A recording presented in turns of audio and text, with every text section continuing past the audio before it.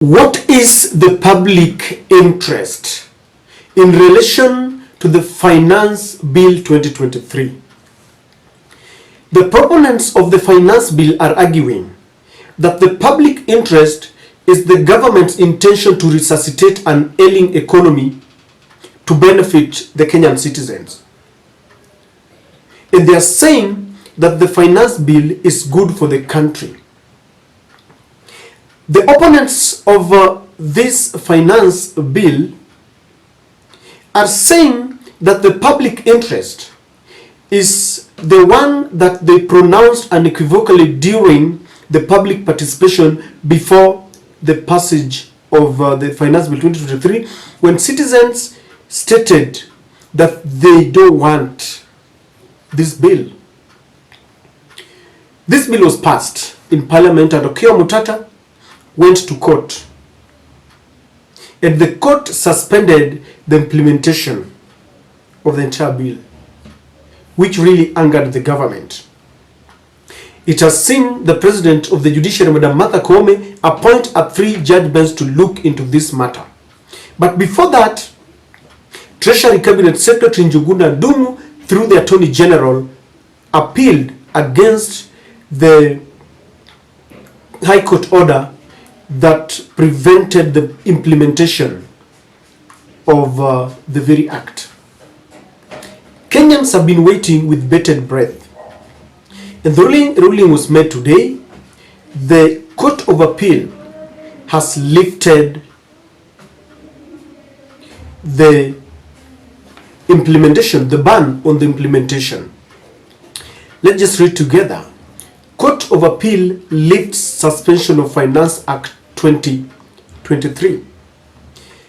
The Court of Appeal has overturned an order made last month suspending the implementation of the 2023 Finance Act after Treasury CS Professor Njuguna Ndung'u argued that the government was losing $500 million a day as a result of the freeze. Now, Kenyans are reacting differently to the suspension of the same or lifting of this ban.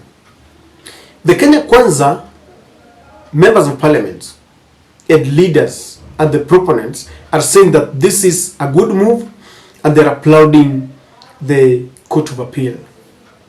But the opponents of this bill are reading mischief, because they're saying that these are the signs and symptoms that the court is going to rule in favor of William Samoei Ruto. Ladies and gentlemen, if you're watching our channel for the first time, kindly subscribe, click the notification bell, and like our videos. You can also share the videos, and if you want to support us further, do it on the numbers below.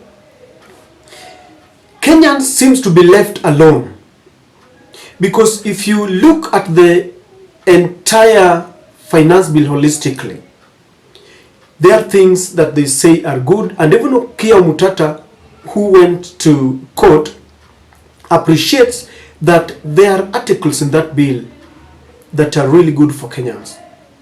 But the bone of contention really circles around the addition of VAT, value-added tax on fuel products. Anytime you interfere with fuel products and you add any taxes on it, then it increases the prices of basic commodities, because the cost of production, the cost of transportation, and you look at it holistically, it is going to affect it. And the net effect is that the producers and wholesalers will now transfer that cost to the consumers. In an already ailing economy, with high cost of living, with unemployment and hunger, you know what this means. And in as much as I want to agree with the Court of Appeal, because Njuguna Ndung'u was saying that with the implementation of the High Court ruling that had banned the implementation of this, that Kenya was going to lose over 200 billion shillings per day. And the Court of Appeal is arguing that the High Court would have looked at the interest of Kenyans and segmented which areas to ban the implementation and which areas to lift. But the political side of this bill is what is really worrying Kenyans. There is a general feeling that William Ruto really wants this bill so much that he cannot let it go.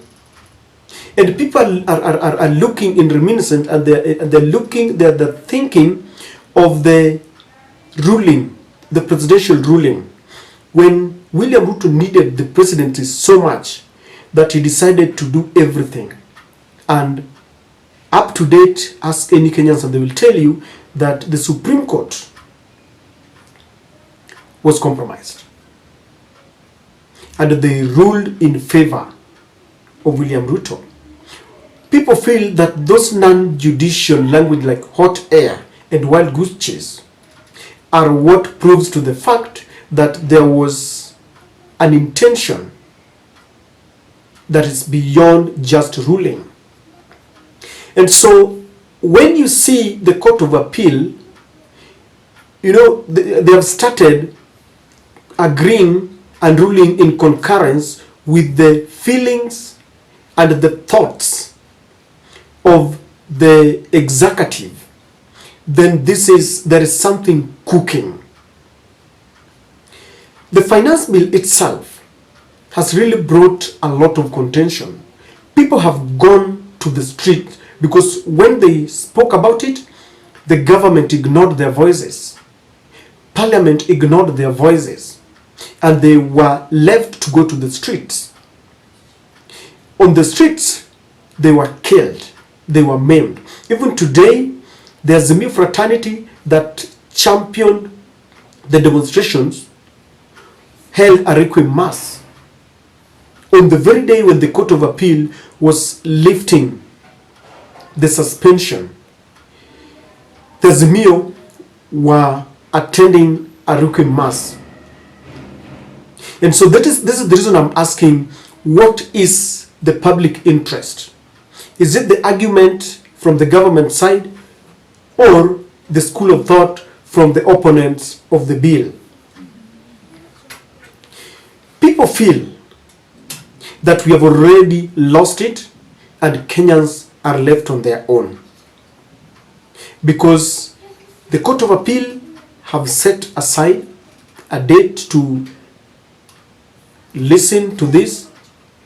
The three-judge bench that is supposed to look at it and rule whether Okia Omutata was right is ripe, but we fear, because this government has captured several institutions, whether it is the court, parliament, IEBC, name it, they have been captured.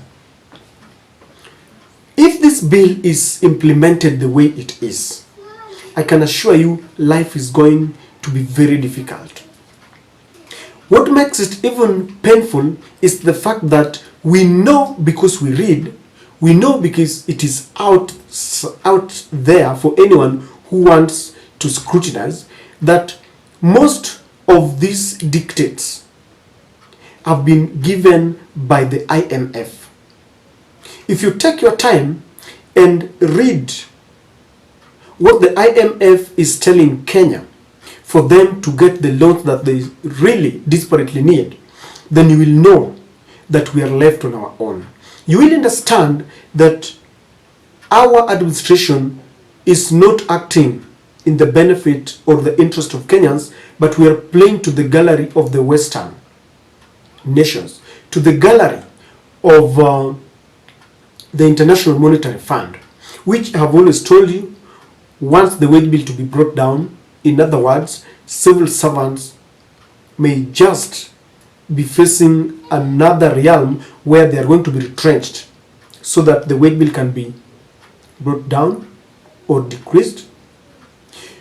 They are the sole reason why William Ruto removed all the subsidies, and they are the sole reason why we have an increase in taxes, why William Ruto has this appetite to increase the taxes on everything. And the people wonder exactly? Is William Ruto looking at the interest of the hustlers whom he promised during the campaigns that he would lower the cost of living, or he is playing to the masters who gave him the powers?